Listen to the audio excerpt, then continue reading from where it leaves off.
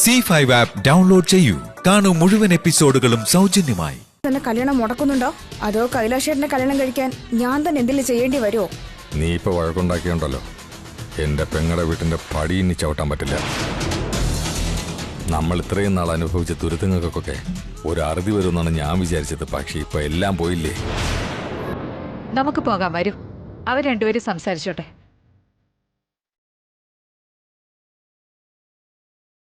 വാ പോവാ.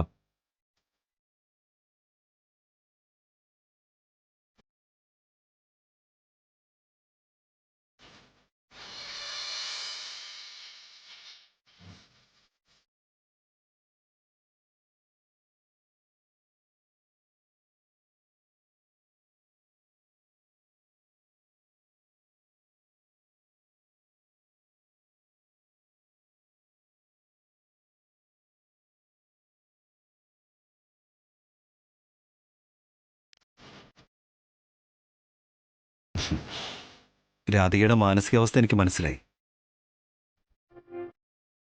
വെറുതെ ടെൻഷൻ അടിക്കണ്ട. എന്നോട് പറയാൻ ആഗ്രഹിച്ചത് എന്താണെങ്കിലും ശരി, തനിക്ക് ധൈര്യമായിട്ട് പറയാം. അല്ല, ഇപ്പൊ തന്നെ വേണമെന്നില്ല. കല്യാണത്തിന് മുമ്പോ അതിനുശേഷമോ എപ്പോഴാണെങ്കിലും ശരി, തനിക്ക് ഇഷ്ടമുള്ളപ്പോൾ പറഞ്ഞാൽ മതി.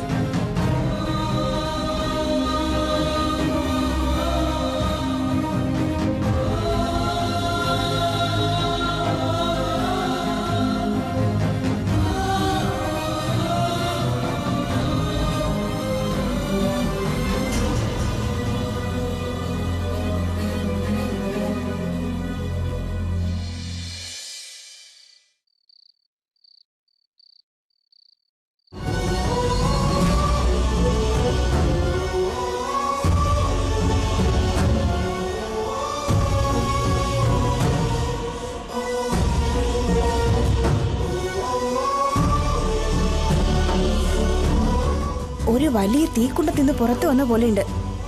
നിന്റെ ആന്റിയുടെ കയ്യിലെ ലെറ്റർ ഇരിക്കുന്നത് കണ്ടതും എന്റെ ജീവൻ പോയതുപോലെ തോന്നി എനിക്ക്. കല്യാണത്തിന് ശേഷം പഠിക്കണമെന്ന് പറഞ്ഞപ്പോ അവരത് ഭയങ്കര സീരിയസ് ആക്കിയല്ലോ. ആ സ്ഥാനത്ത് നീ എഴുതിയ ലെറ്റർ ആയിരുന്നെങ്കിലോ? എന്താ സംഭവിക്കാൻ പോകുന്ന ഓർക്കുമ്പോ തന്നെ എന്റെ ശരീരം വിറയ്ക്കുക.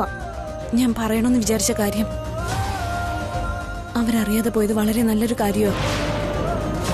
അവരെന്റെ പ്രണയത്തെക്കുറിച്ച് എന്തെങ്കിലും അറിഞ്ഞിരുന്നെങ്കിൽ ആ നിമിഷം തന്നെ ഈ കല്യാണ വീട് മരണ വീടായി മാറിയേനെ. പെൺകുട്ടികൾക്ക് കല്യാണം ആയി കഴിഞ്ഞാൽ സ്വന്തം വീട്ടിലെ കാര്യം ഭർത്താവിന്റെ വീട്ടിലും ഭർത്താവിന്റെ വീട്ടിലെ കാര്യം സ്വന്തം വീട്ടിലും പറയാൻ പാടില്ലെന്നാ. ഇപ്പൊ നടന്ന സംഭവം കാണുമ്പോ നീ ഒരിക്കലും ആരോടും ഈ സത്യം പറയാതിരിക്കുന്നതാ നല്ലത്. ഡൗൺലോഡ് ചെയ്യൂ C5 ആപ്പ്. കാണൂ എല്ലാ എപ്പിസോഡുകളും സൗജന്യമായി.